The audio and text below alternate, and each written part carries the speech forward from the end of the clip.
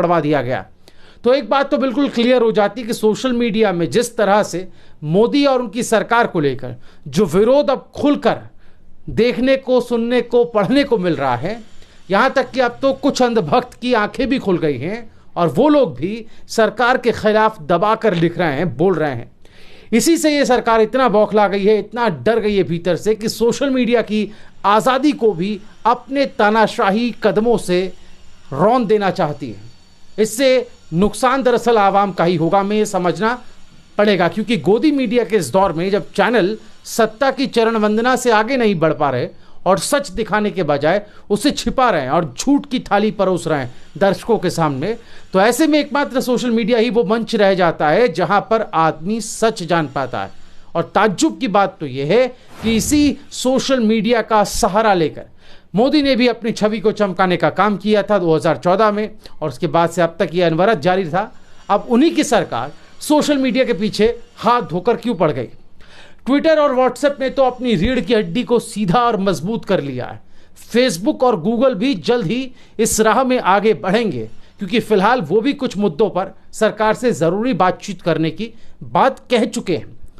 वहीं देखिए, आज जो बीजेपी फर्जी टूलकिट जारी करके कांग्रेस को बदनाम और देश की जनता को गुमराह करने की कोशिश कर रही है, वो कैसे एक तरह से इसी व्हाट्सएप यूनिवर्सिटी के जरिए चुनाव में टूलकिट अपने कार्यकर्ताओं और लोगों तक भेजती रही है। जी हाँ, टूलकिट, एक तरीके से मौखिक टूलकिट इसको कहा जाए, क्योंकि हंसाने वाले और डराने वाले मैसेज को व्हाट्सएप पर वायरल कराने वाली कहानी तो खुद अमित शाह कह चुके हैं। आप भूल गए होंगे, वीडियो जरा दिखाते हैं आपको। एक सबसे बड़ा काम व्हाट्सएप ग्रुप बनाने का है। हर बूथ के अंदर एक व्हाट्सएप ग्रुप, मंडल पर उसका कोऑर्डिनेशन, हर मंडलों का जिले में कोऑर्डिनेशन और हर जिले का प्रदेश में कोऑर्डिनेशन। तो यहां से एक मैसेज करते ही 1 घंटे के अंदर लगभग 50 लाख लोगों तक पहुंच जाए, इस प्रकार का एक जाल बुनने का काम करना पड़ेगा। और एक किया हुआ है।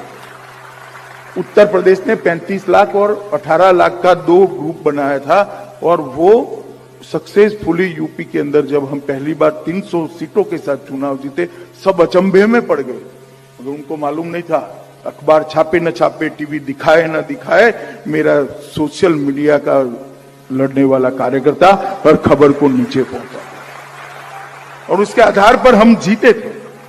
कैरिकेचर, कार्टून, एनिमेशन वीडियो, हंसाने वाली चीजें, थोड़ी डराने वाली भी चीजें, ये सभी इकट्ठा कर अंदर डालनी चाहिए। तो साफ है कि बंगाल चुनाव में और उससे पहले के चुनाव में बीजेपी कैसे इसी व्हाट्सएप का इस्तेमाल करती रही, तो फिर अचानक क्या हुआ कि जिस व्हाट्सएप ने उन्हें यूपी जैसे राज्य में बहुमत दिलवा दिया, वही व्हाट्सएप सरीखे सोशल मीडिया कंपनियां, साइट आज उसी सरकार के खिलाफ कोर्ट जाने पर उतर आई। तो दरअसल इसके पीछे की ये वजह भी आपको जरूर जाननी चाहिए दर्शकों। आप देखिए कि अमित शाह का जो बयान हमने आपको अभी थोड़ी देर पहले दिखाया, सुनाया, ये बंगाल चुनाव से पहले का बयान है, जिसमें वो अपने कार्यकर्ताओं को संबोधित कर रहे थे, उनको सोशल मीडिया की ट्रेनिंग दे रहे थे, टिप्स दे रहे थे कि कैसे व्हाट्सएप यूनिवर्सिटी और सोशल मीडिया का इस्तेमाल कर हंसाने और डराने वाले मैसेज भेजे जाएं। अब इतना महत्वपूर्ण राज्य जो एक तरह से नाक की लड़ाई से कम नहीं हो गया था, वहां पर इसी सोशल मीडिया ने इन्हीं के खिलाफ ऐसी हवा बनाई, इन्हीं की हवा एक तरीके से टाइट कर दी और ये चुनाव बुरी तरह से हार गए, इतनी जोर आजमाइश के बाद भी। दरअसल ये लोग इस मुगालते में तो दोस्तों कि सोशल मीडिया इनकी बपौती बन गया है। ये जब चाहेंगे, जैसा चाहेंगे वैसा ही आउटकम सोशल मीडिया इन्हें देने लगेगा। लेकिन यही मुगालता इनकी राजनीतिक मिल्कियत पर ग्रहण साबित हुआ और इस ग्रहण का असर सिर्फ बंगाल ही नहीं बल्कि यूपी पंचायत चुनाव में भी बखूबी दिखाई दिया। और यहां तक कि सोशल मीडिया में कोरोना को लेकर सरकार की घनघोर लापरवाही और बदइंतजामियों की पोल भी दोस्तों बखूबी खुल रही है। और अगले साल सिर पर बैठे हैं यूपी, उत्तराखंड, पंजाब सरीखे बड़े राज्यों के चुनाव।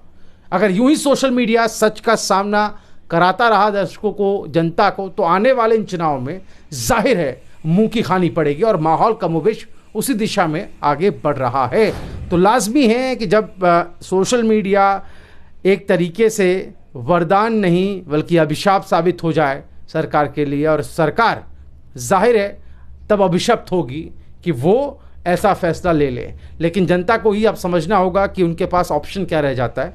कंपनियों ने तो ठान लिया है कि वो सरकार से आर पार की लड़ाई लड़ेंगे और जो उनका जो अधिकार है कंपनियों का, उसको भी सुरक्षित रखेंगे, और जनता का जो मौलिक अधिकार है, अभिव्यक्ति की स्वतंत्रता का जो अधिकार है, उसको भी बचाने की लड़ाई जो है वो लड़ेंगे। और इसके लिए कोर्ट का दरवाज़ा व्हाट्सएप ने खटखटा दिया है। दोस्तों, आपकी राय क्या है, हमें कमेंट करके ज़रूर बताएं। द लाइव टीवी, सच सबसे आगे।